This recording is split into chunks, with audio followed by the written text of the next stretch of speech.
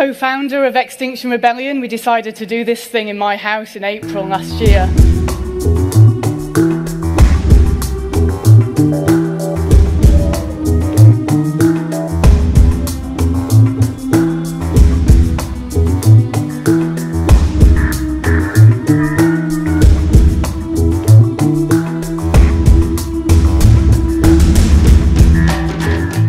Bonjour à tous, c'est Antonin du Crayon Politique. On se retrouve ici pour couvrir la manifestation Extinction Rebellion.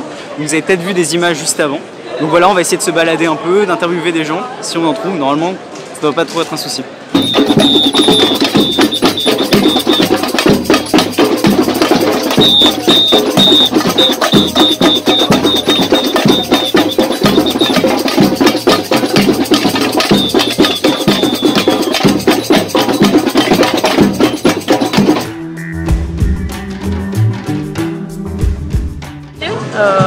On parle de nos villes, hein, et donc on est tous autant d'accord les uns que les autres. Et se mettre en mouvement et se mettre en masse, ça, on fait rien tout seul, c'est une règle importante, c'est une réalité, on fait rien tout seul. Par contre là on est des milliers. Est-ce qu'on fait quelque chose? En tout cas on prouve bien quelque chose, on prouve qu'il y a de la colère, qu'on a des revendications, on a du dégoût envers pas mal de choses et on veut quelque chose de meilleur, meilleur pour tout le monde. Donc là on a trouvé cette façon-là, quoi.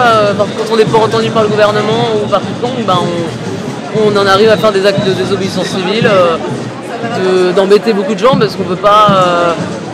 Une lutte, on emmerde forcément quelqu'un en faisant une action, ça va forcément toucher quelqu'un, donc ça va embêter des gens, on en est désolé, mais c'est un peu la seule façon là.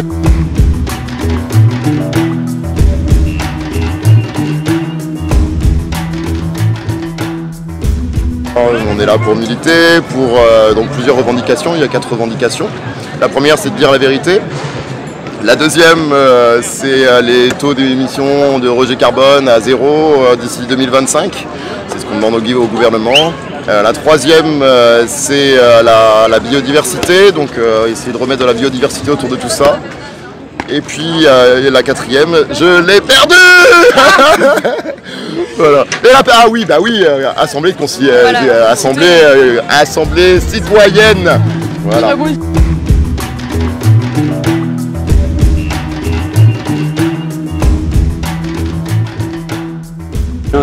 Les gros événements qui ont fait que ça m'a vraiment bousculé, c'est d'apprendre qu'il y avait 80% des insectes dans le monde qui avaient disparu en 30 ans et 60% des invertébrés.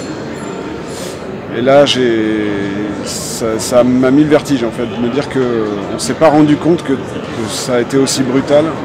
Et si ça a été aussi brutal en 30 ans, qu'est-ce que ça peut devenir dans les années qui arrivent?